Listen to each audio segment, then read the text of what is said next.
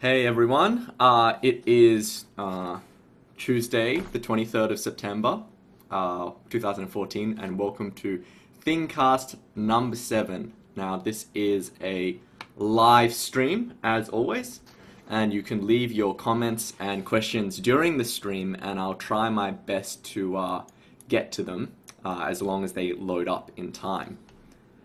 Anyway, please let me know if there are any issues with the stream or anything like that, because kind of flying blind right now. I think there might be a slight issue with... No? Okay. Does seem like it's live now. Okay, so there was a few things I wanted to talk about in today's stream. The first thing was going to be just an update on how the crowdfunding campaign has been going. The second thing I wanted to talk about was, well, I actually wanted to unbox these budget earphones, just as a little fun thing to do. And then the third thing was that I made a headphone test track playlist, and I just wanted to talk a bit about some of the tracks on that playlist. And if you haven't had a chance to check out that playlist, I do have a link in the description of this video, so you can just, if you click the show more button, the link will be there and you can kind of watch it there. But anyway, let's start with the crowdfunding update. Now, about 3 months ago, I made the decision to stop taking review units, and I wanted to use crowdfunding as an alternative model to kind of get review gear for this channel. And the reasons that I did this were because I think buying products in retail is it's a fairer way of doing reviews. So there's a number of reasons for this. The first reason was that I felt like maintaining a relationship with suppliers, and that's what you had to do to get review units, right? You send emails back and forth and you kind of go, oh, can you, are you interested in reviewing this, that kind of thing. Like it wasn't anything sinister, but there were some aspects of it that I felt like I would have to moderate my opinion in ways that I wasn't comfortable with. So, I felt like that wasn't something that I was really happy to do as a reviewer. And I felt like getting free review units didn't give me a good sense of the relative value of a product. Because you sometimes you get like, you see this all the time. You see reviewers get review units that are like $1,000 earphones or something. And this is probably more to do with the bad kind of like CNET or the maybe not the most credible review sources, but they'll kind of go like, oh, it's $1,000, it must sound really good. It's expensive, but hey, it sounds really good. And it doesn't, I don't know, I always feel like if you're forced to do the market research, if you're forced to go out and spend money and work out how something compares to other things on the market at around the same price bracket, it forces you to eat your own dog food and to actually do the research. And I think if I'm going to review things for a consumer audience, I should try as much as possible to try and stick to that consumer model. And also there were products that I wanted very much to review that a lot of you asked me to review, but I just simply could not secure a review unit. And I couldn't personally, afford to buy every single thing that I was kind of curious about. So I decided to launch a crowdfunding campaign on Patreon and also open a window so that people can give individual PayPal donations so that the people who enjoy my reviews, which hopefully is you, dear audience, could help support them. And I promised to update people on how it was all going. And so I've decided to do that in the form of a kind of live stream. So I've actually listed some figures down in a separate post, which I've linked in the description of this video. So it's just the first link to my blog that has some of the numbers. But I wanted to give you a rundown of actually how the campaign has been going. So it's been 3 months, and the total amount of contributions from the campaign from June to August, minus PayPal fees, etc., was $599.71. That's US dollars. And that breaks down as $370.07 from ongoing Patreon contributions and $229.64 from individual PayPal donors. And honestly, some of the highlights was the largest recurring monthly Patreon pledge during this period was $20 a month, which I think was amazing. Like, I think that's amazing for someone to pay $20 a month to help support the channel. I was really impressed. But just I'm impressed that anyone actually decided to contribute, because it does take some time to make a new account and you had to do all this kind of thing. So again, thank you. The largest single PayPal donation during this period was $100, which again was crazy. But again, thank you. So what I've done with that money, with that $600, so far I've bought a few products. I bought the Tacstar Pro 80, which was $65, the VSonic VSD3, and that was a situation where I was going to buy the VSD3 or the 3S, and I didn't want to, if it was up to me, and if I was buying it out of my own pocket, I wouldn't have bought both. It'd be silly. I wouldn't buy two. I would kind of just read the reviews and then just kind of bought one of them. But, having that contribution let me go out and get both, so I could get that comparison happening. The big ticket item was the V-Motor M100 with the XL pads, and that was $305. The Philips SHE 3950, which I have here in the fetching pink color, this was $13.50. The Panasonic RP-HJE 125, which was $12, pretty simple kind of budget stuff. I could have probably bought this myself, but as you know, you can't just simply just buy everything randomly.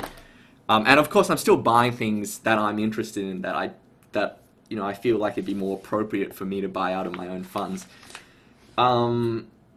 And the Xiaomi pistons, I don't even know if that's how you pronounce them, but the Xiaomi pistons and the Heavy B3 Pro 1, which a lot of people asked me to review, and they were about $80.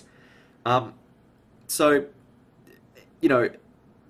that's what I've been doing with the kind of contributions, and again, thank you so much for that.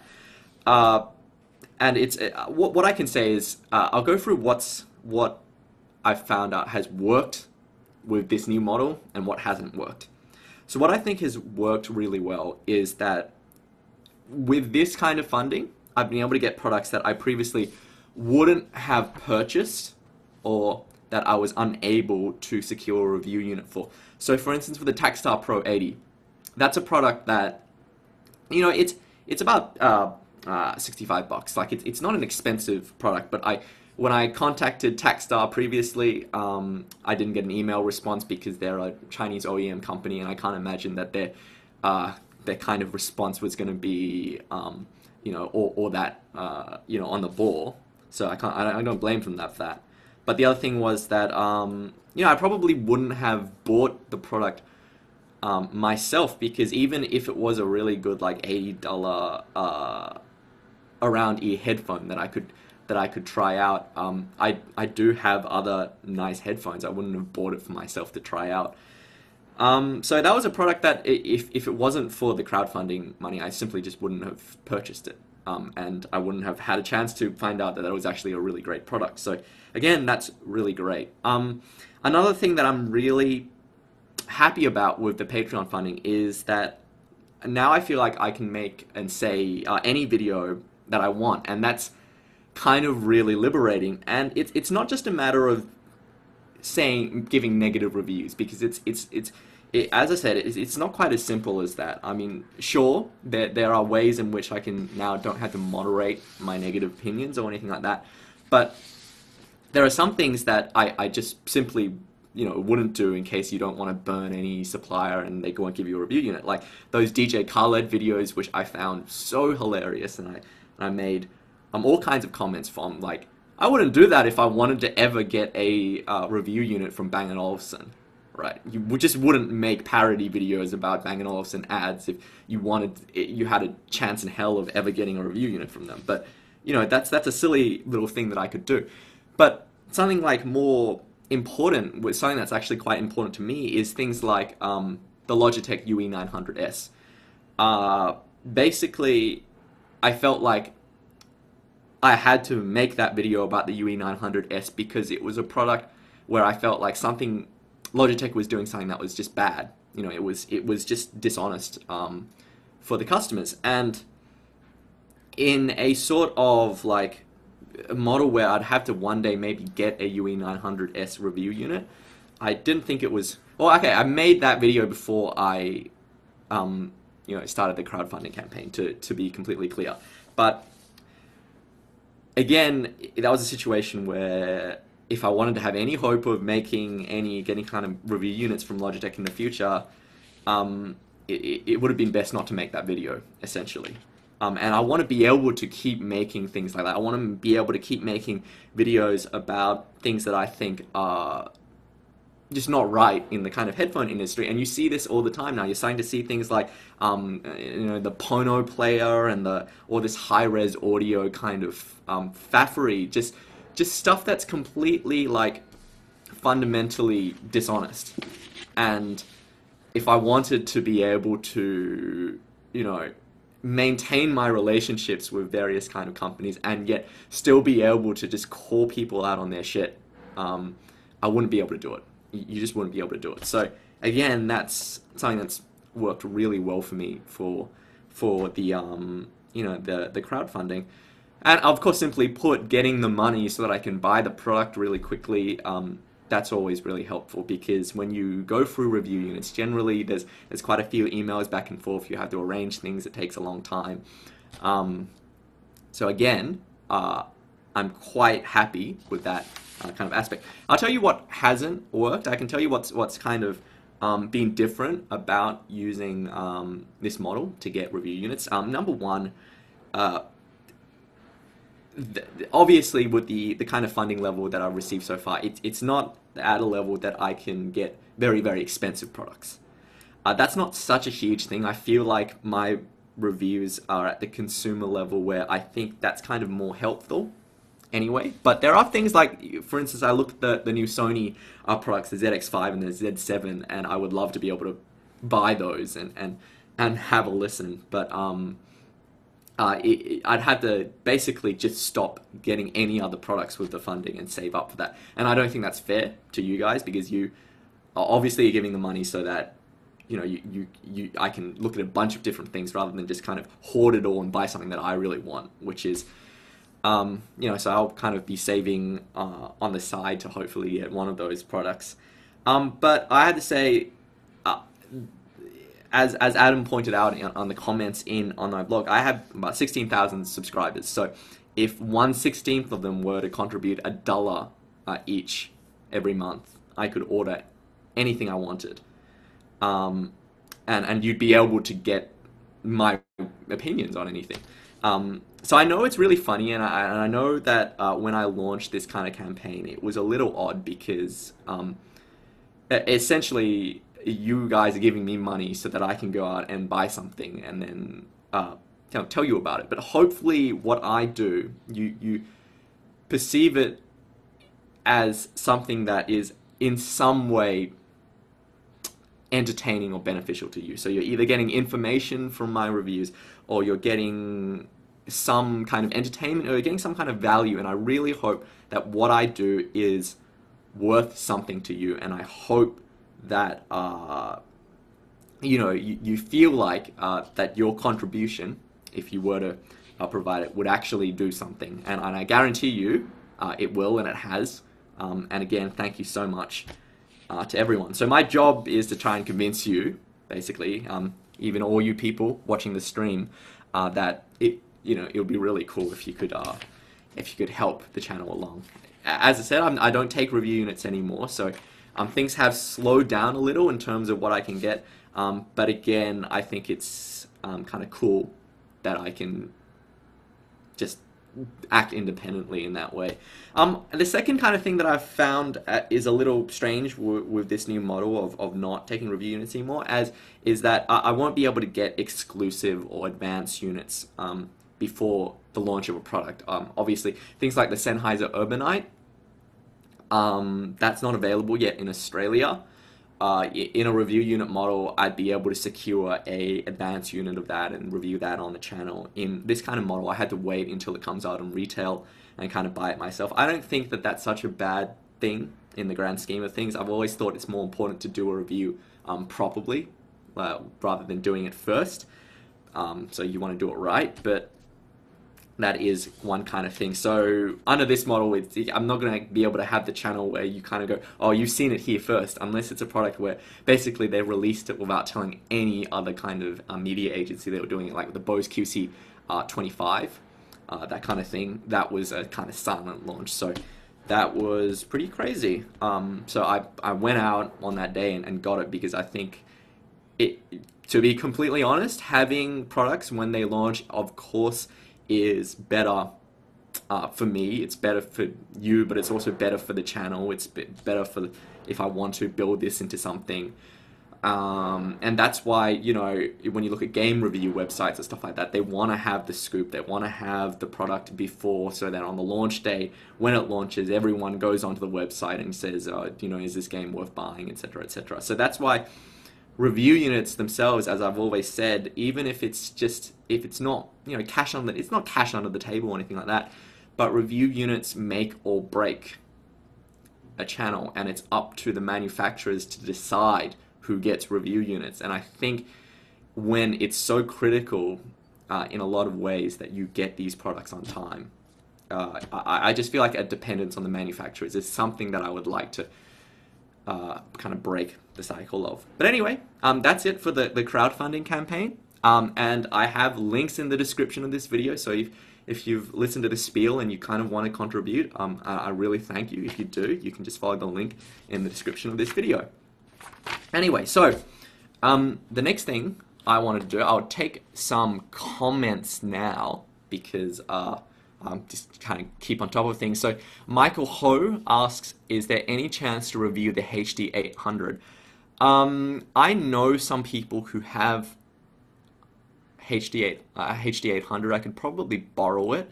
I had a listen to the HD 800 at a headphone meet, and I actually have a video of that. If you have a go, you have to search through my channel for the headphone meet video. I did have a listen to it. The HD 800 is not a product that I would want to personally own. It's just too diffuse sounding for me, and it's just a little too lean, but it is an amazing piece of technology. But no immediate plans to review the HD 800.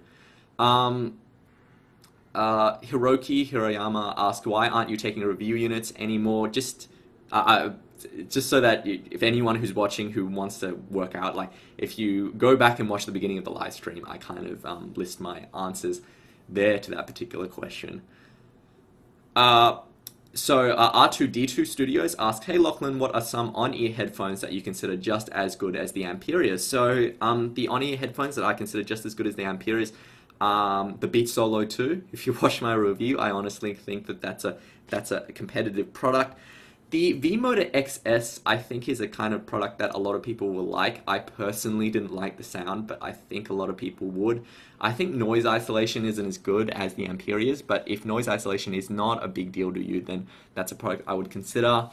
The Sennheiser Momentum over-ear is technically an on-ear headphone for some people, because the ear cups are fairly small, so I would consider that in a similar class. I think the Audio-Technica ES700 I think is a very, very good on-ear headphone. I haven't got an ES700 on hand.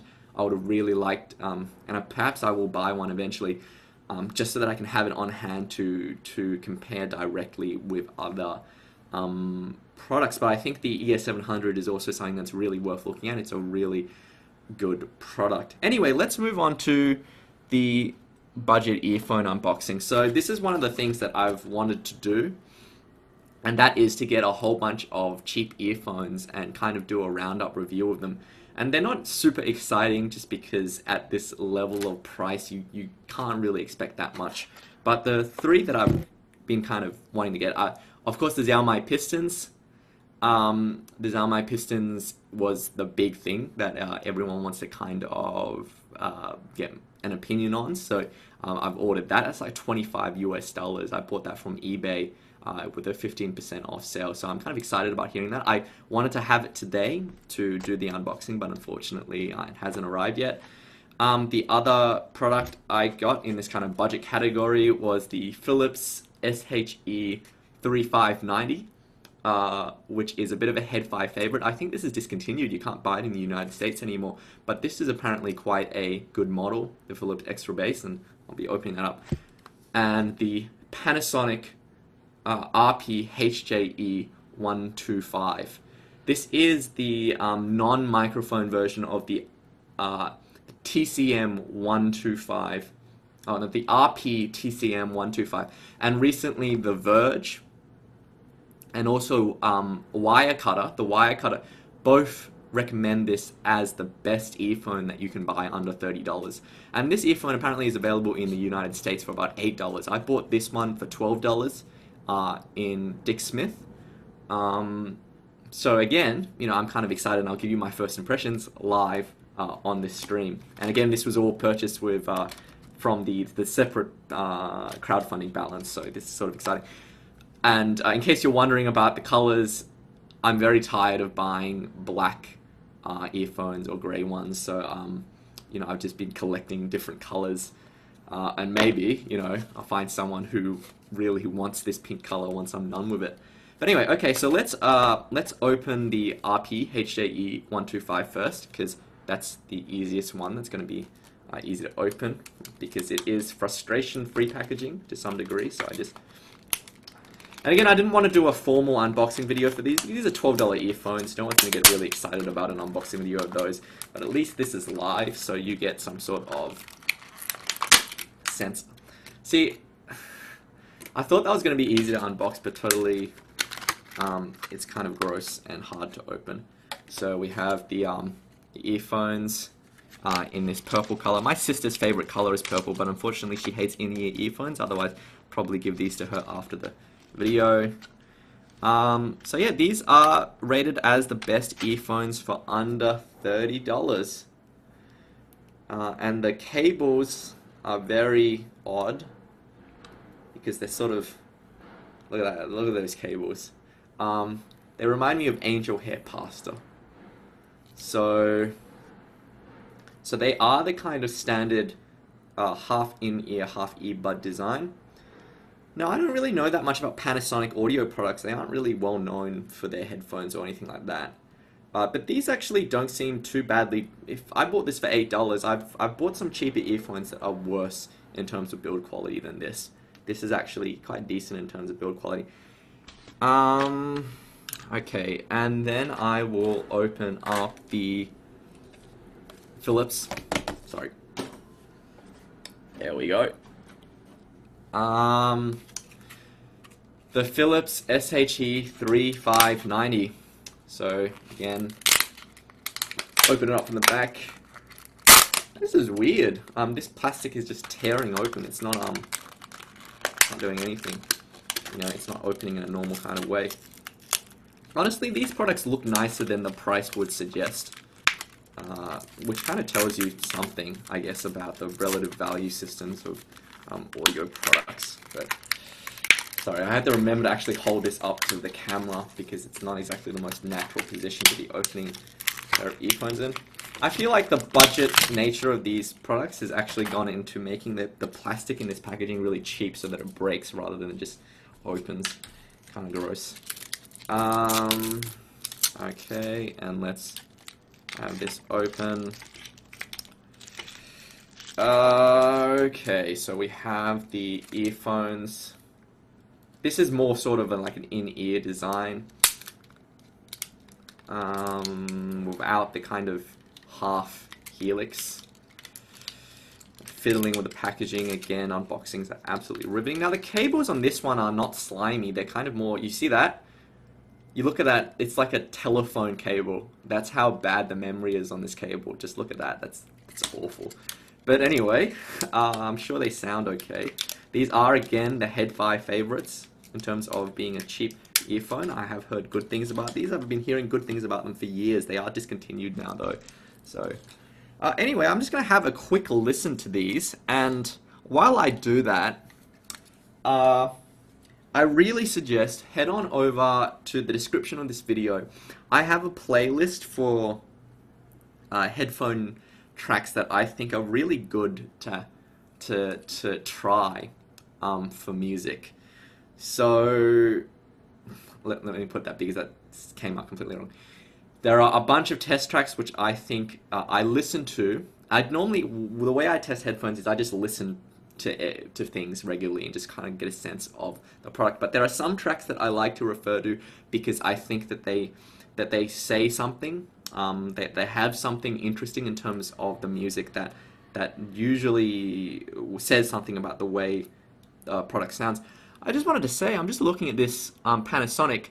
I have never seen this before. I don't know if you can see this on the camera. The nozzle on this earphone is not circular, it's elliptical. I've never seen that before. That is really very odd. The actual silicone tips themselves are circular, so that's really weird. The build quality on this Panasonic unit is actually quite good. Now, I had someone remark on my Facebook page that that some people swear by these earphones. They are $8, so I'm not going to expect too much, but apparently they sound okay. So, but yeah, check out the link in the description of this video. There are some test tracks that I think are really good. Personally, I'm always going to open with the same track on my trusty iPhone. By the way, I've been using iOS 8. Someone did ask me about that. It's been okay. There's no major flaws. So I'm playing Little Person by John Brion.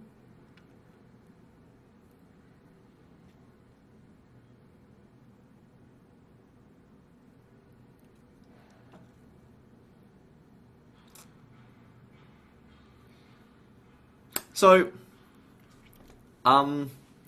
this earphone is definitely quite rich in sound, but it's not super bassy. It actually sounds okay. It sounds a bit loose, I would say. I guess you should expect that for the $8. But actually, one important thing that I should have had, which I don't actually have it on hand. Of course, when I do my roundup, you have to talk about the Apple EarPods and how these compare, because these $8 earphones are the kind of things that people buy when their EarPods or the earphones that come with their MP3 player break and they just need to walk into the store. They want to buy the first thing on the shelf. They don't really care about what it is. I have to say these don't sound like, if you looked at a $100 earphone and an $8 earphone, this doesn't sound like it's only 10% the quality. So I think these sound okay. They do still sound a bit fuzzy, but interesting for $8. And they're very comfortable as well, which is another kind of cool thing. Okay, let's just try one more track on this. No, actually no. Listen to the same track on the Philips. Now this is the sort of Head-Fi favorite. So these ones seal off a lot more of your ear. Those ones didn't. These ones have stronger noise isolation that I can observe.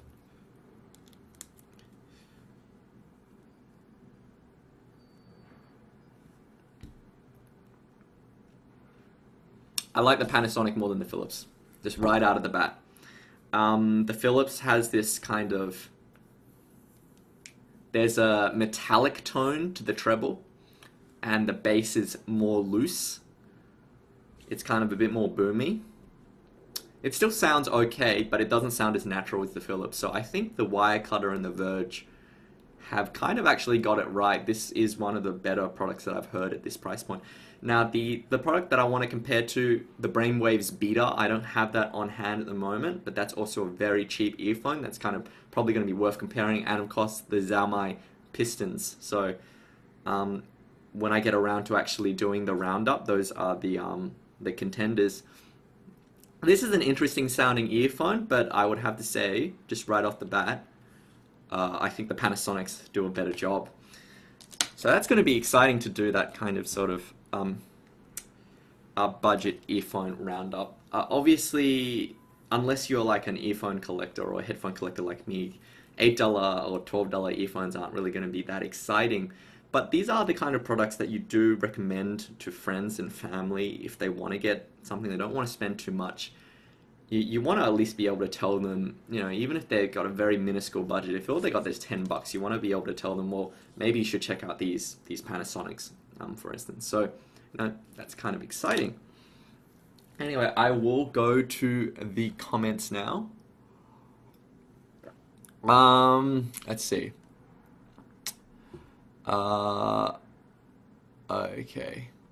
Sorry, Raphael, I did not mean to skip your question. I just didn't see it. What do I think about the Fio X1? I don't have any specific opinions on the Fio X1. I haven't tried it myself. It does seem like a decent enough product. I just am not really keen on having dedicated audio devices. It doesn't really make much sense to me. I am happy with using my iPhone as my portable source player, so I don't really I don't really look much into digital audio players separately. But you know, if there is a big call for me to have a listen to them, I certainly will give them a go. Okay, the next question is okay. Kevin asks, "What are the worst headphones you've tried?" The worst headphones I've tried. It depends on what you mean by worst, and I think I've kind of gotten this question more than a few times. Um, just off of the top of my head, the worst, I don't know. I haven't tried any products that I've outright detested. I can tell you some products that I think I have a really odd relationship with. Like, for instance, the Sony MDR SA 5000. I thought the SA 5000 was a beautifully crafted piece of hardware. It's just that magnesium finish, and I had it for a while. It's sort of a collector's item for me as a headphone, but the sound was so Japanese, and what I mean by Japanese is that it was completely tuned by ear. It didn't have any sort of, basically the bass response dropped off at the extreme end, so it just kind of drops off a cliff, and then you don't get any bass, and the whole sound is incredibly unnatural as a result. And it was tuned so that it sounds amazing with female vocals, but without being harsh, which is interesting. But it is such a cold and clinical headphone. In the end, I found that it just sat there accumulating dust, and I didn't really listen to it very much. So I wouldn't say it's the worst headphone that I've tried, but it's definitely one of those headphones where I had a very strong opinion about it. I thought it was just not. I was surprised that it was a flagship product, that it cost that much at one point, because it just didn't sound natural. And that said, there's always going to be some people, like, you want to buy a product that works really well, maybe with, like, if you got a lot of money, you can buy this one product that works really well with some types of music, and you can kind of go through things that way. So that's kind of cool, I guess, for some people. Not for me. I kind of, if I want to spend $1,000, I want that $1,000 to go to a product which is gonna kind of tick most boxes for most music. I'm just not in the position where I can afford to buy a product which is very specialized at that price point. Okay, the other question is, hey Lachlan, Alan asked, hey Lachlan, Sennheiser Momentum, the on-ear one or the closed one? And I didn't mean you the around-ear one or the on-ear one. I would assume that means you haven't watched my on-ear Sennheiser Momentum review video. Go watch that, but basically my opinion is I don't like the Sennheiser Momentum on-ear. I don't think it's a good or natural sounding product, and I think there are better on-ear headphones for the price. But it's comfortable, so if you like that, that's good. But otherwise, absolutely go for the around ear. I think that's a better buy. Okay, so Roldan asks, you've mentioned the ATH CKR on your CKM 1000 review. If you haven't got a CKR yet, then I would recommend CK. Oh wait, no, this is a comment, not a question. Okay, yeah, he's recommending that I get the CKR 9 over the CKR 10. I've heard that quite a few times. I only heard the CKR series briefly. I am interested in them, but at the moment, if I had to buy Audio-Technica earphones, I've got a friend in Japan at the moment. I'm kind of trying to get him to get an IM50 for me to take home. And I'm kind of tossing up maybe getting the IM02. Not absolutely sure, but I may get the IM02. And I'd sooner get the IM02 over the CKR9, just because I have bought so many like bassy sounding earphones recently, or warm sounding earphones. I think it would be nice to have something like the IM02, which is apparently very analytical. And it's been a while since I've heard something like that, so yeah. Okay. If I have a game, so Only Childish asked, if I have a gaming headset Is it worth swapping to an Audio-Technica M50X for better audio quality for voice communication and music? Uh, I don't know what gaming headset you have, so I can't answer that question in terms of whether or not the M50X will be an improvement. Generally, I find with gaming headsets, you do pay extra for the gaming kind of moniker, but I really would hesitate to recommend you something unless I had heard the thing that you actually have.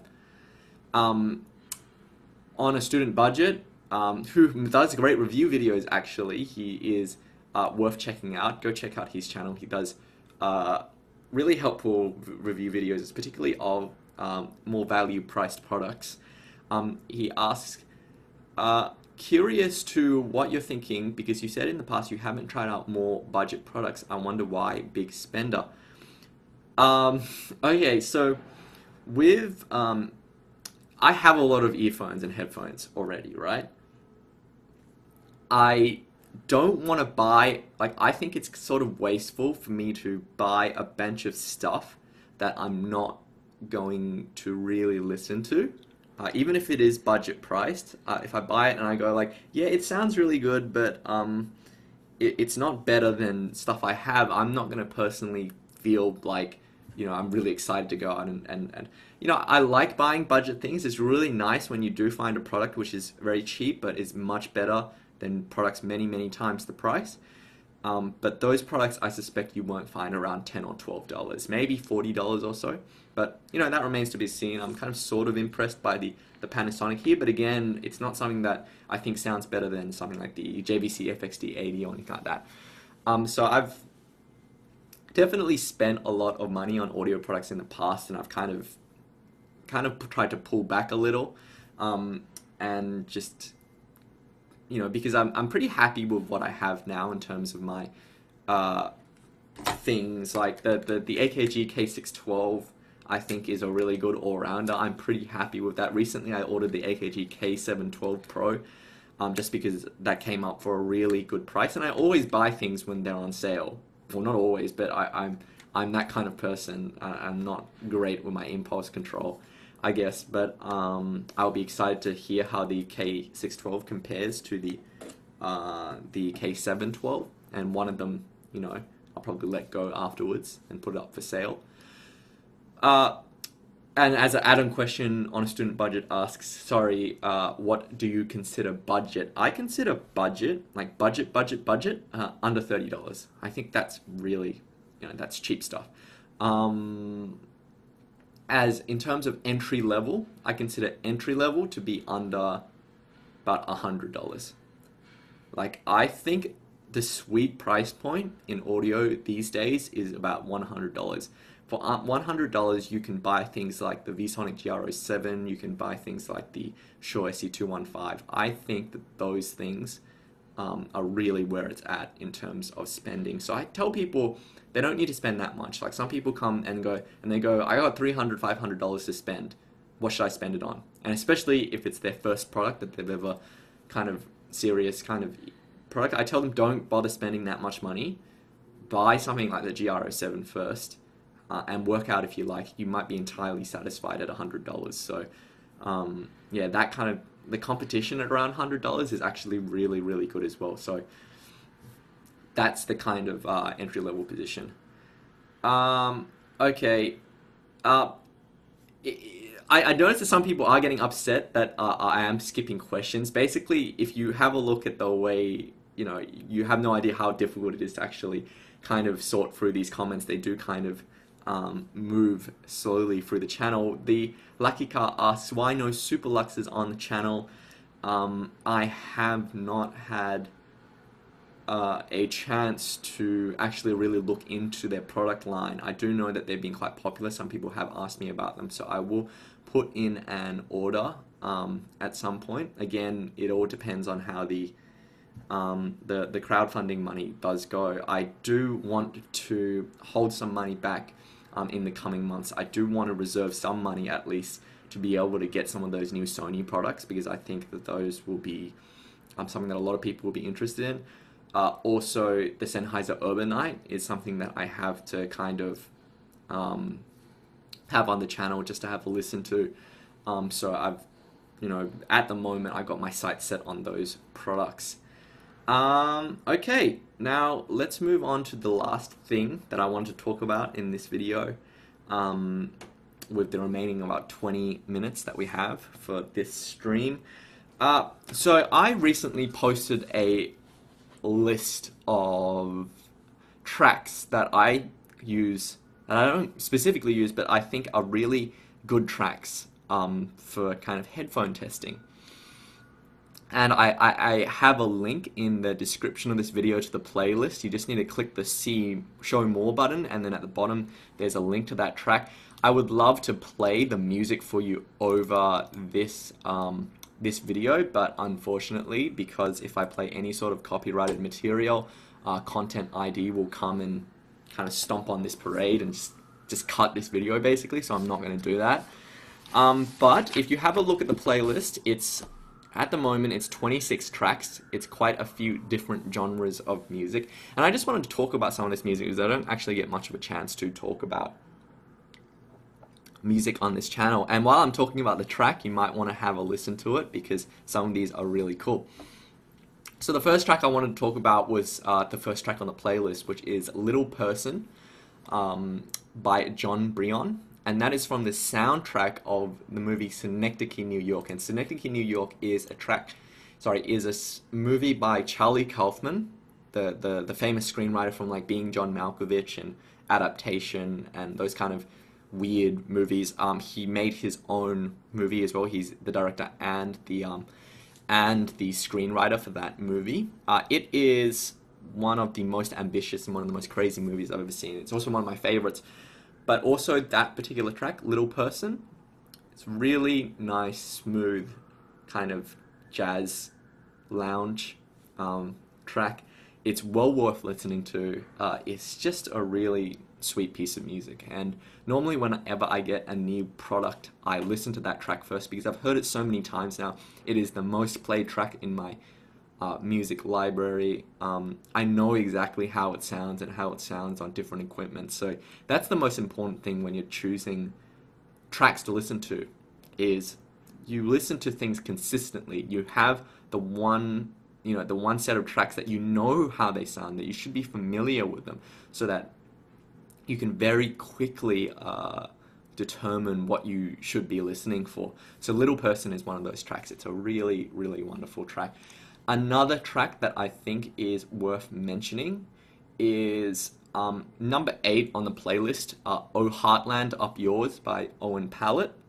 Now that track is really interesting, Oh Heartland Up Yours, because, if you go, sorry about that, at 2 points in that track, Oh Heartland Up Yours, there is a bass note in the track that is so deep.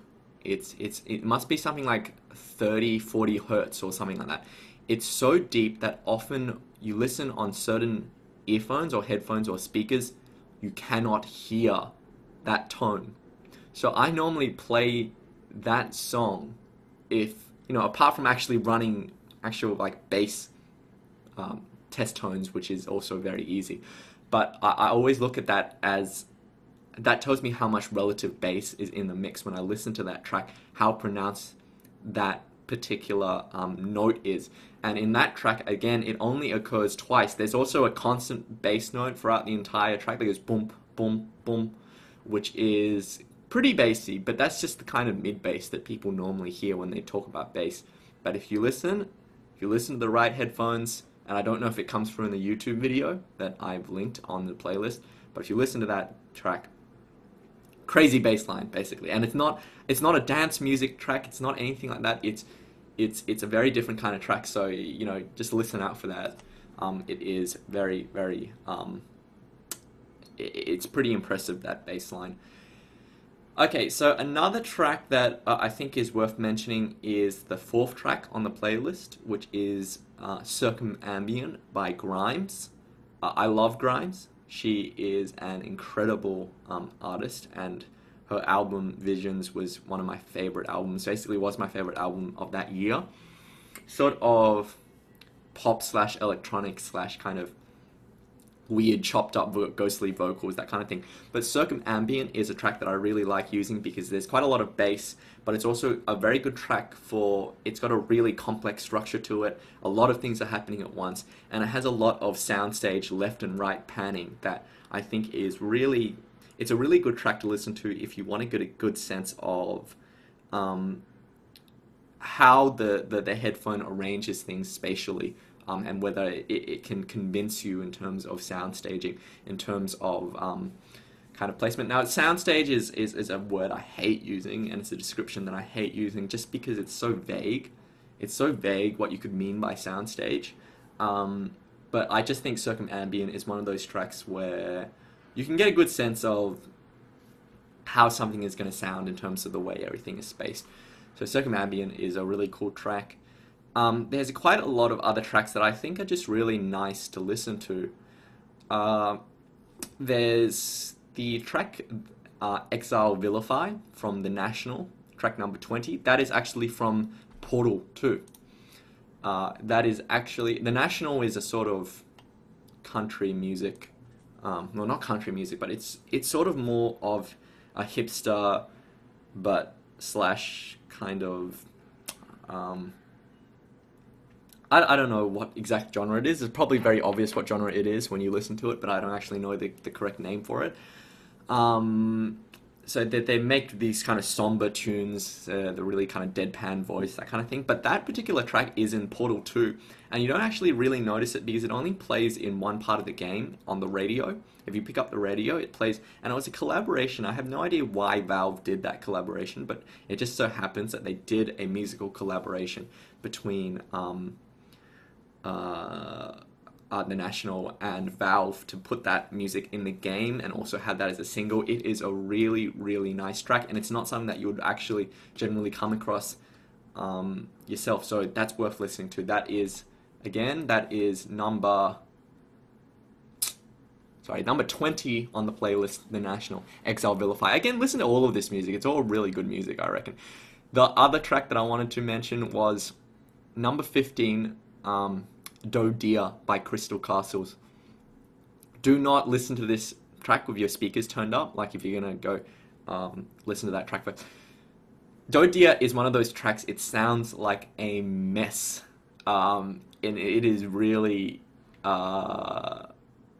abrasive. It's a really abrasive track. But it was the kind of track I listened to where I kind of grew to like it over time just because of how abrasive it was. There's something really interesting about that track. Try to work out what she is singing, because it is a she who's doing the vocals in Crystal Castles. In Do Dear, something is being said over and over again. There's just one like phrase being repeated over and over again in that track, and it's very difficult to work out. It's almost like an audio illusion. It's quite hard to work out what she's saying, but once you hear it, or once you find out what she's saying, you hear it every single time you hear the track. So it's very, very unusual that way.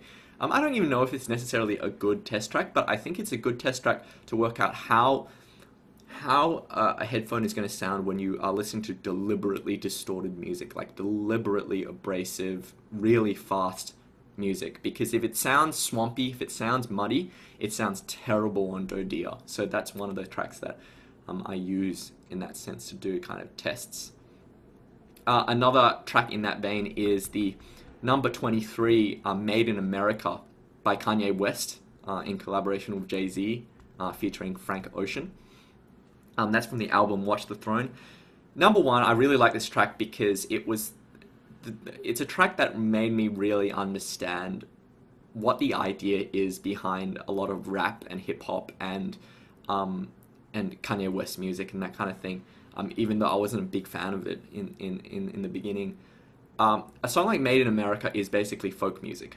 It's basically like folk music about the experience of growing up in essentially the ghetto, and the experience of African Americans as they it's not something that I really know that much about, honestly, but I always used to kind of that was not something that I found very accessible, but I A track like Made in America, I think, is really, it's probably one of the more, kind of nice tracks on the album. I guess you could put it that way, but it is a really, I think it's quite a touching track in that sense. It's also a track that has been deliberately compressed. It's been compressed. You can tell it's been compressed so that everything is very, very kind of squeezed into a narrow band in terms of loudness, and there's a bit of clipping on the thing, but it's a really good argument. I think it works so well for that track, right? It sounds, to me, I think that aesthetic of having it compressed actually makes it sound really interesting. And it makes it sound, has this really, really interesting blunt note. So again, it's the kind of track that I like listening to. It was one of the tracks that I thought sounded really good on the Beat Solo 2, for instance, because that's sort of the kind of target demographic and the sort of target music genre for that headphone, and I think it works really well.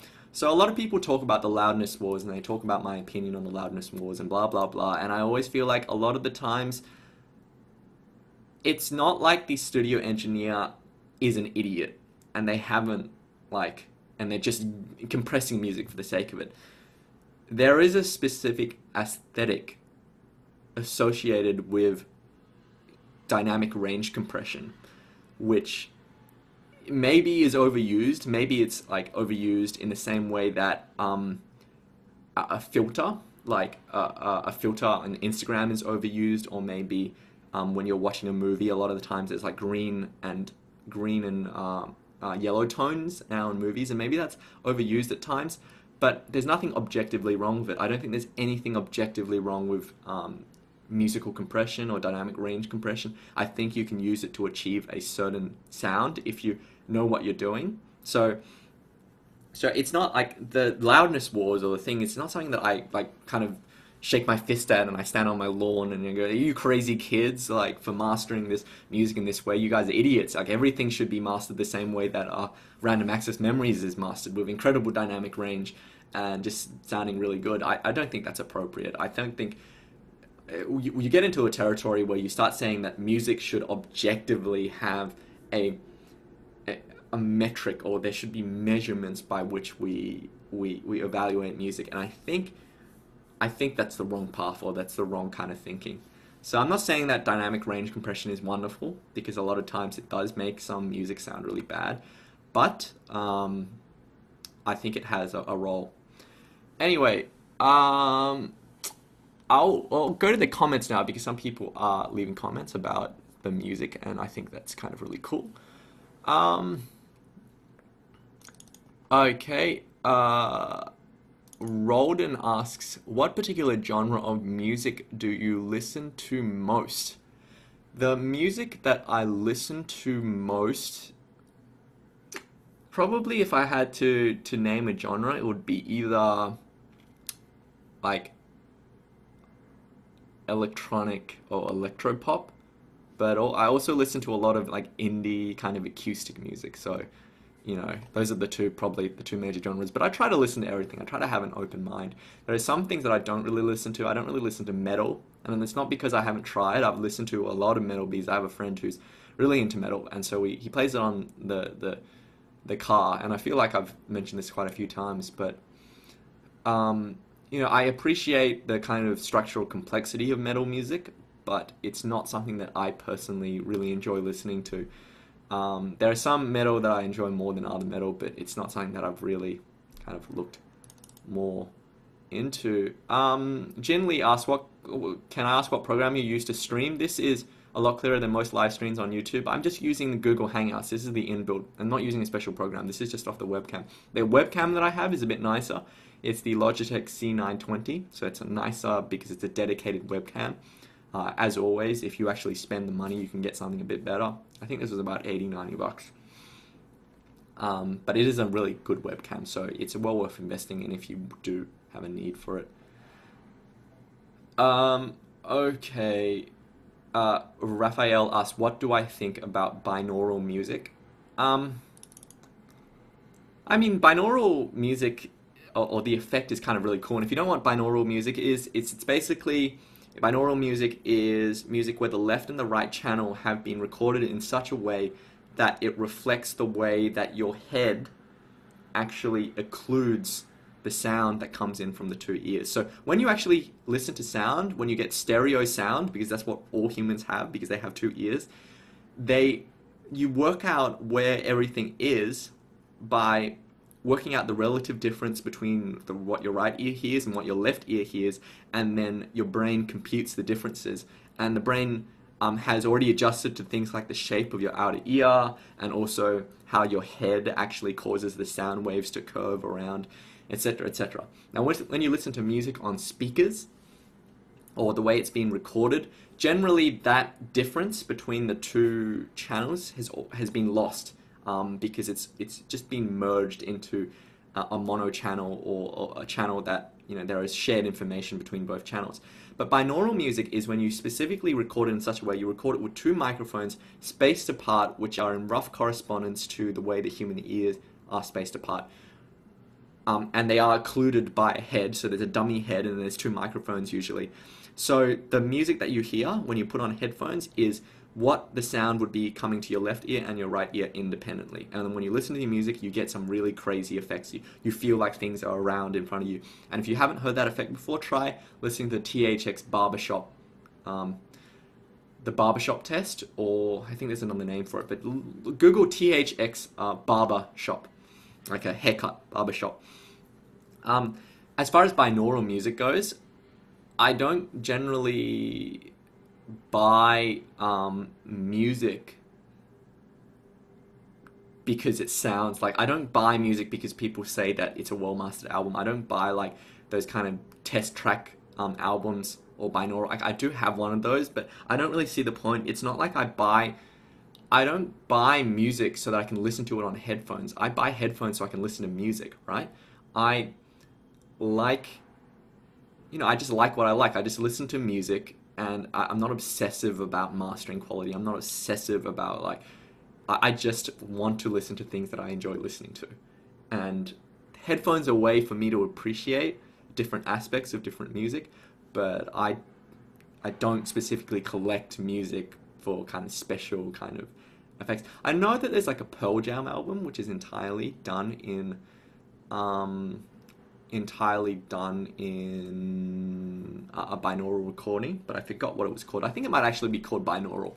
So one day I might have a listen to that. Anyway, the last kind of comment I would take is, again, from On a Student Budget, is where's the love for track 18? It's fun to listen to. Track 18 is I Am the Best by To Anyone. To be honest, I included this track because I don't have that many kind of K-pop. I don't listen to that much K-pop. That is the one track that I know really well, just because I really like the music video on that track. It's kind of hilarious. But it is also a lot of fun to listening to, and it is a good track that gives you a general sense of how a song will perform. A piece of equipment will perform with that kind of music, I reckon. So, it is a lot of fun to listen to. But seriously, if you get a chance, have a listen to all of the tracks on that playlist. They're all very, very different. There's stuff that's acoustic and kind of peaceful and nice, and stuff I listen to when I want to calm down, and there's other music which I think is just cool. Another track, New York Is Killing Me by Gil Scott-Heron, the number 21 track. That track is... it's mastered really hot. So it's a good track if you want to work out if something's going to sound really sizzling and hot on an album. But it's also a really cool track as well. So basically all the tracks are cool. Go and listen to them. They're really awesome. But anyway, that wraps up number 7, Thingcast number 7. Thank you so much. If you joined us live, thank you so much for your questions and comments. As always, you can talk to me on Twitter at LockLikesAThing. Lock Likes a Thing, or on Facebook at facebook.com/LockLikesAThing. Please consider checking out those crowdfunding links. They are in the description of this video. So it would be really cool if you could just even things like $1 a month. Like, as I said, if a large proportion of my subscriber base were to contribute $1 a month, I think it would really mean that I could get some really cool stuff happening on the channel. So that would be really excellent. Anyway, thank you for watching and happy listening.